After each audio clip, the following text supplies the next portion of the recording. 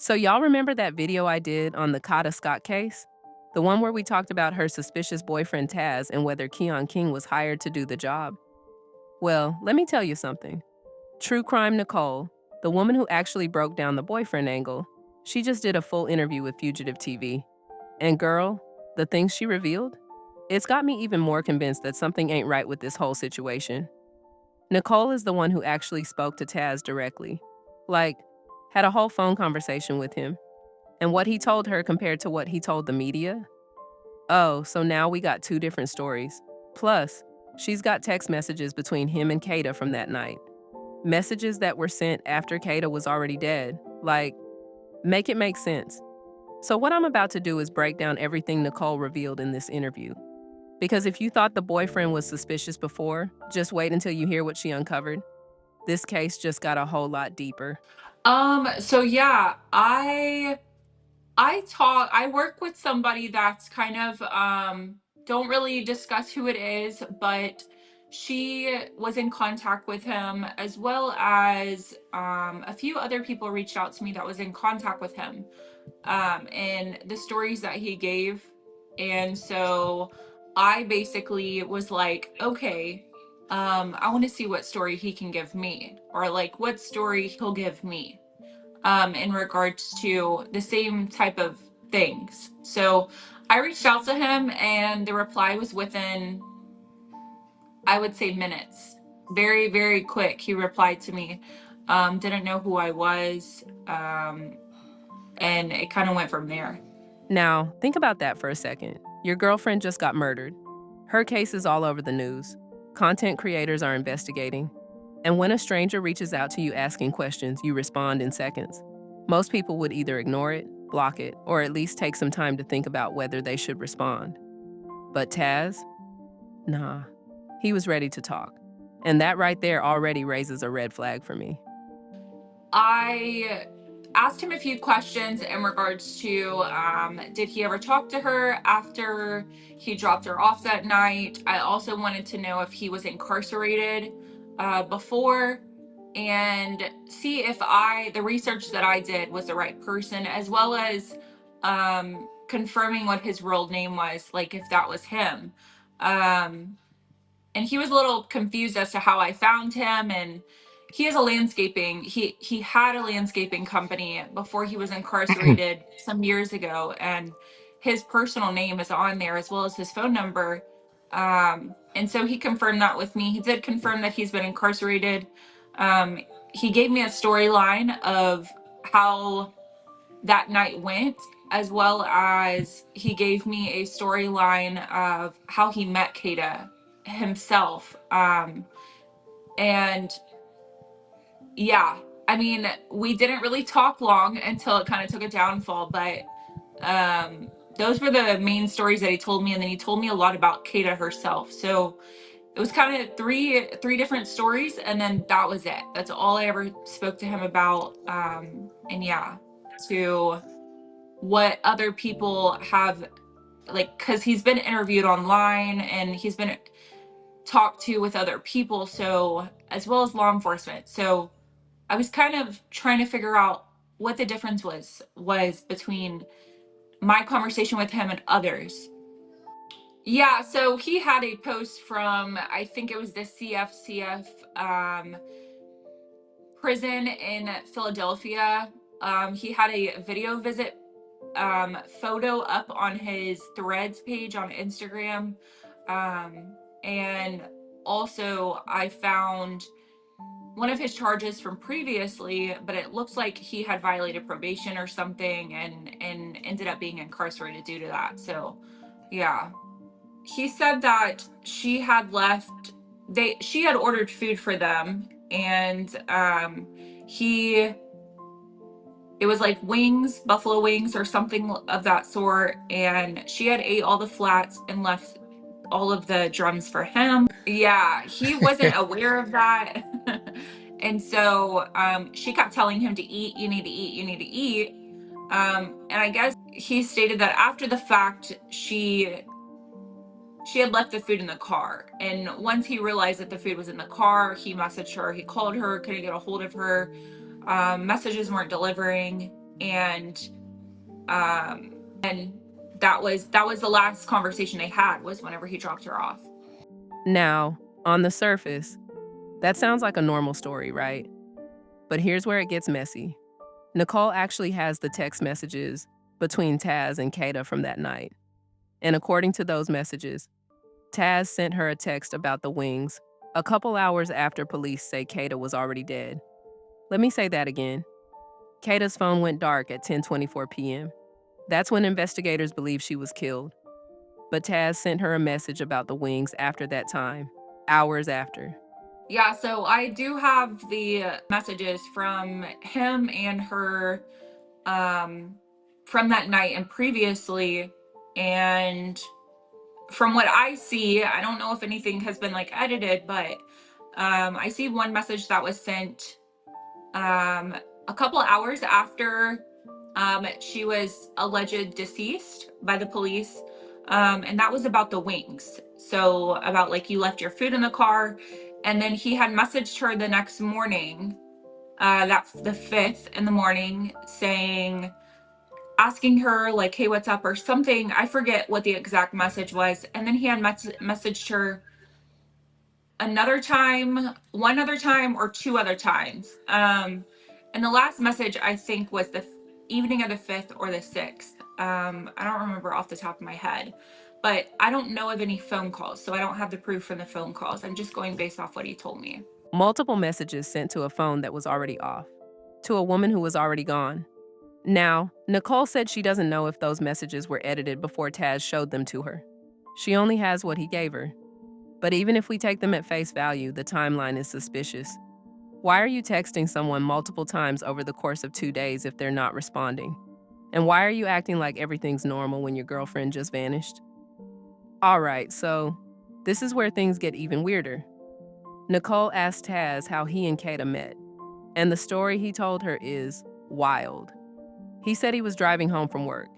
He was going to the gas station to get a backwards. That's a black and mild cigar. And he was in Kata's neighborhood near a baseball park. That's when he saw her, walking her dog, and he said she was gorgeous. So what did he do? He stopped in the middle of the intersection, got out of his vehicle, and went to her and approached her. And then he said, she said that I was crazy for that. And he said, I don't care how crazy I am. I don't care how crazy I sound to talk to somebody like you. So I just assumed that he might have been going to that gas station that Keon was alleged to be the plug at. That's what I would. Yeah, the media said that he was driving down the road and he rolled the window down and hollered at her. Okay, pause. Let's think about this. You're a woman walking your dog in your neighborhood. A man stops his car in the middle of the street, gets out, and approaches you. That's not romantic. That's alarming. That's the kind of behavior that makes women uncomfortable. That's the kind of thing that, in hindsight, looks like a red flag. But here's the kicker. The media reported a different story. According to news outlets, Taz said he was driving down the road, rolled his window down, and hollered at Kada. The media also reported that he called her an easy girl, or said she was easy to approach. But when Nicole asked him about that, he denied it. He said he never said that. He sent her messages denying that he ever called Kada easy. They also alleged that he said that she was an easy girl, like an easy approachable person. But I do have messages that he denied that. So like he denied ever saying that. So I'm not too sure about, I don't know as far as what the news has put out in regards to that. So now we got two stories. One from Taz directly to Nicole, another one reported by the media. And here's what Fugitive TV pointed out in the interview. There's only two people who could have told that story, Kada and Taz. Kada's dead. So where did the media get their version from? Did Taz tell the media one thing and Nicole another? Or did the media get it wrong? And if they got it wrong, how? Because usually when the media reports something like that, it's because someone gave them that information. Something don't add up. I just assumed that he might have been going to that gas station that Keon was alleged to be the plug at. That's what I would. Now, Nicole pointed out something interesting. Taz said he was going to a gas station in Kata's neighborhood when he saw her. Well, guess what else is in that neighborhood? The same gas station where Keon King allegedly worked. People in the area called him the plug. So Nicole's theory is, what if Taz was going to that gas station to see Keon? What if that's how they knew each other? Because if Taz and Keon already knew each other, that changes everything. It means Taz would have known exactly who to call if he wanted Kada gone. It means Keon would have been the perfect person to get close to her without raising suspicion. And it means this whole thing could have been planned from the very beginning. I've never thought that he was the one that did it. Has it run my mind, across my mind, that things are a little suspect? Kind of, just because the stories are a little odd to me. Hopping out in the middle of the intersection just to talk to a female, a little odd to me. Also, what he's told other people in messages and what he's told me are two different things. Also, how he's approaching the social media world. He's very aggressive with social media content creators. I guess I can speak for myself. So Nicole also talked about how Taz has been acting on social media. And according to her, he's been very aggressive with content creators. When people ask him questions or bring up inconsistencies, he gets defensive. He gets hostile. Nicole experienced this herself. She said the conversation with him started off okay, but then it took a downfall real quick. He didn't like being questioned. He didn't like people digging into his background. Now I get it. If you're innocent and people are accusing you of something you didn't do, you might get frustrated. But there's a difference between being frustrated and being aggressive. And from what Nicole's saying, Taz isn't just frustrated, he's combative. And that's the kind of behavior that makes people more suspicious, not less. So I know there was a few items that were found. I know there's a few items that were found along, like, by the high school, or was it the middle school, as well as by the burial site where she was buried. But one thing that stood out to me that was really odd was the earring that was found that matched where the burial site was, but it was found by the rec center gate. That was very odd to me. It kind of was like, how did it get there? What happened there? Was this her doing, or was this their doing? Whoever this person was, or these people were. How did an earring get by the gate when her body wasn't by that gate? Whenever I looked at, like, the Google Earth image, the gate that I see is when you enter, there's a gate there. Go into the parking lot and you take a left into the parking lot. That's where they parked, but there's a gate in the entranceway that blocks going in and going out. All right, so let's talk about the physical evidence. One of the things Nicole has been digging into is the items that were found at the rec center, specifically an earring. This earring was found by the rec center gate, not near the burial site, not near the car, but by the entrance gate. And it matched the jewelry Kada was wearing. So the question is, how did it get there? Nicole has a few theories. One, maybe it fell out of Kada's ear while they were dragging her body in a contractor bag. But if that's the case, why was it all the way by the gate and not near the car? Two, maybe the weather moved it. There's a case Nicole referenced, the David Ellefson case, where a key was found in a drain after rain pushed it from its original location. So maybe rain or sprinklers moved the earring? Three, maybe somebody placed it there on purpose, like a trail of breadcrumbs. I think, wasn't there like some type of card that was left around, or a case? I honestly feel like that could have been, I don't know. I don't know how those items could have been there. I don't know if they were just trying to give some type of clue or something, but even with them throwing things, also throwing things could have been a thing, a possibility, just for the simple fact that the car wasn't burned until a couple days after. So initial day, he probably didn't know that he was going to burn this vehicle. So he then eventually was like, I gotta burn this vehicle. Like, it has all this evidence in here and I gotta get rid of it. So that initial day, he could have just started chunking things or trying to bury things, or, you know, you never know if there was items on top of these items, but the weather blew it away.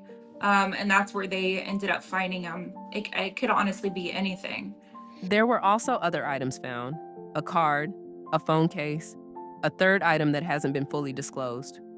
All found near the school, not the rec center. And here's what's bothering Nicole. And honestly, me too. If Keon was smart enough to burn the car and get it crushed to destroy evidence, why didn't he get rid of these other items too? Why leave them lying around? Unless he didn't leave them. Unless someone else did.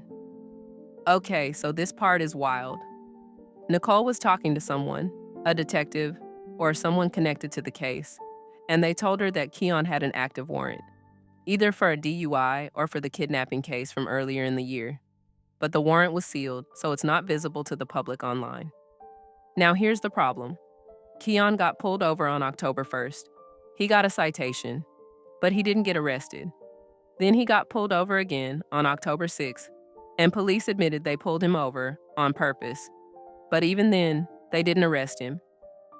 So he had like an active warrant while I don't know if it was the active warrant for the DUI or it was the active warrant for the kidnapping from the first case while he was out. So it was like two separate cases or something like that. But we can't see that online. Per the detective, we can't see that information online. They have that like sealed to where we can't access it. So he had got out and then he had an active warrant. Somebody he got extradited on one of the cases, and so he had appeared at court 2 times with an active warrant. So if he had an active warrant, why didn't they take him in? I don't know why they kept pulling him over and watching him, because whenever they had that press conference, I think they said that they didn't get the video footage and the information until like I don't know when it was. It was after, around the time maybe that he was arrested, or they didn't get all the evidence. Let's talk about the surveillance footage from the rec center, because there's something important that Nicole pointed out that a lot of people don't know. The video that shows someone parking the car and burying Kata's body, it doesn't clearly show that it was Keon. The police are going off of what a top contact, basically an informant, told them. That informant identified the person in the video as Keon. But the video itself, it might not be clear enough to identify anybody, which means the police might not be able to identify the other 2 people who were with him either. Cue video clip. Nicole discussing video clarity. And here's another detail. The police didn't get that surveillance footage until October 18th. That's 4 days after Keon turned himself in on October 14th. So when Keon turned himself in, the police didn't have the video yet. They probably had phone data. They probably had pings showing Keon's phone at the rec center. But they didn't have the visual proof. Which brings us back to the question, why did Keon turn himself in?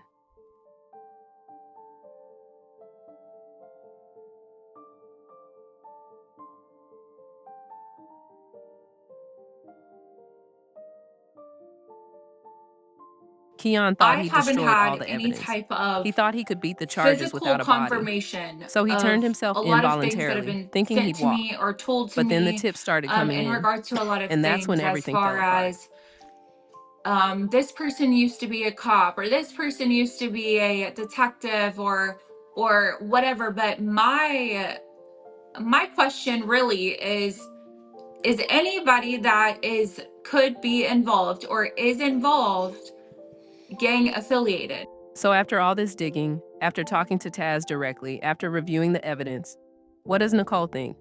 She said she doesn't think Taz killed Kada himself. She's never thought he was the one who physically did it.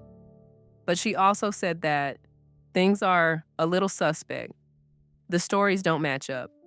His behavior on social media is aggressive, and he's told different people different versions of events. Nicole's position is that everyone who had communication with Kada around the time she disappeared is a suspect until law enforcement says otherwise. And that includes Taz. Because here's the thing, just because Taz didn't pull the trigger doesn't mean he wasn't involved. If this was a hired hit, Taz would have been the one with the motive. He's the boyfriend. He's got the violent criminal history. He's got the connections through his landscaping business. And Keon? Keon's got the history of kidnapping. He's got the willingness to do the dirty work. And he's got people around him who helped cover it up. So if you put those two together, you got the perfect setup for a murder for hire. Now let's talk about how that car got crushed so fast, because that's not something a regular person can do. Nicole pointed out that crushing a vehicle and removing evidence completely, that's gang mentality. That's mob behavior. That's something that requires connections. Either Keon had those connections himself, or the person he was working with did. I've been always having this question in the back of my head because crushing a vehicle and removing evidence completely, that's things that happen in a gang. That's something that is conspired. I think I watched something and they said this is mob mentality. And it's not just a general person that does this. Like, this is somebody that whoever he conspired with has some type of connections as well. The stolen Hyundai that Kada's body was in got burned, then towed, then crushed, and nobody entered the VIN into the system. The owner who reported it stolen never got notified. The police just happened to stumble across it later. So either that tow yard is dirty, or somebody paid them off. Either way, this wasn't amateur hour. This was organized.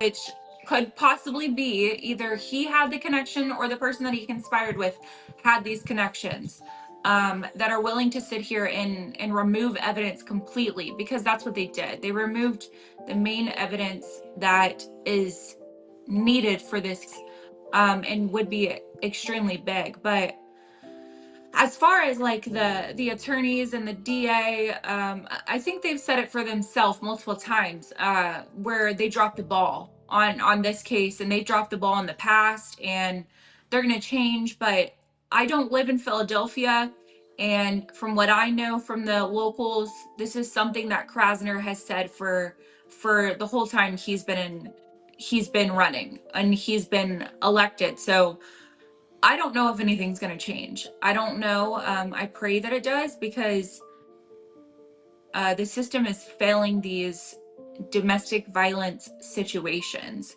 And everybody across Philadelphia, something needs to be done. And I didn't know how the corruption was until I started covering this case, but it definitely is corrupt, and everybody in Philadelphia knows about it. One thing that came out of this interview that really stuck with me is just how deep the corruption runs in Philadelphia. Nicole said she didn't realize how bad it was until she started covering the Kada Scott case. But now, she sees it clear as day. The DA, Larry Krasner, has been promising change for years, but nothing changes. The system keeps failing domestic violence victims. Cases keep getting dropped. Suspects keep walking free. I think my overall opinion right now, based off like my coverage on other cases, I'm a 50-50 right now.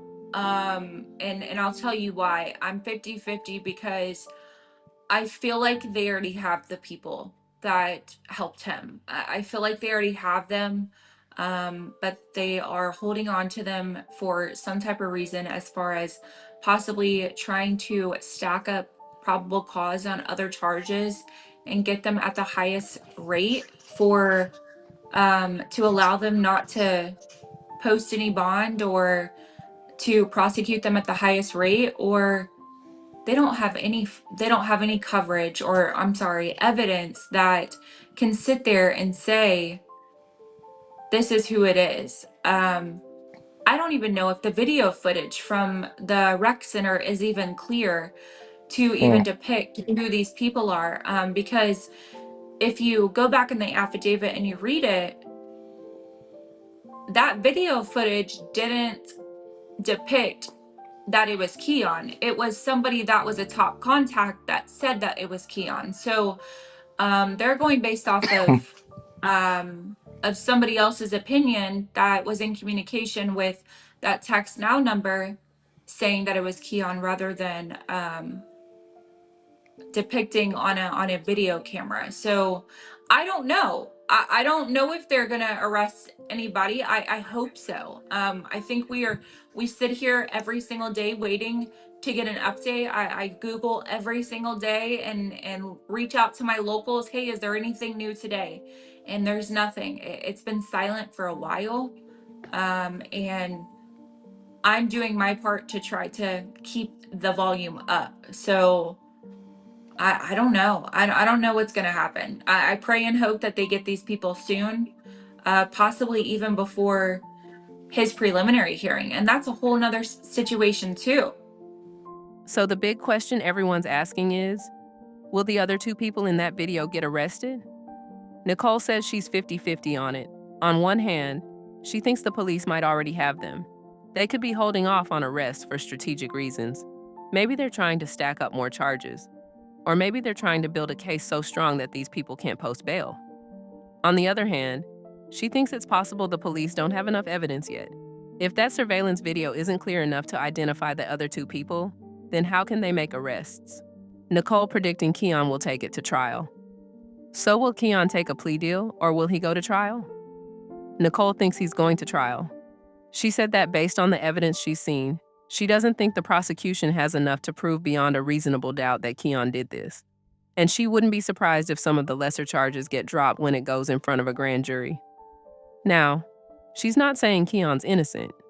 She thinks he's more than capable of doing what he's accused of based on his past behavior. But legally, she doesn't think they have enough evidence to convict him. Sue video clip. Fugitive TV discussing Shaka's strategy. Fugitive TV thinks it depends on Shaka, Keon's lawyer. He said Shaka does a lot of plea deals, but he's not known for being strong in trial. So if Shaka thinks he can win at trial, he might push Keon to fight it. But if he thinks the evidence is too strong, he might try to get Keon to take a deal. Narrator voiceover. No clip needed. Me personally, I think it's going to come down to the witnesses. If one of those two people in the video testifies against Keon, it's over. Because even if the surveillance footage isn't clear, a witness saying, "I was there and Keon did it" is enough to convict. But if those witnesses don't show up, if they get threatened or paid off, then Keon might actually walk. And that's what scares me the most. At the end of the day, Nicole's doing what she can to keep this case in the spotlight. She's going live every night on TikTok and Facebook at 7-8 p.m. Central Time.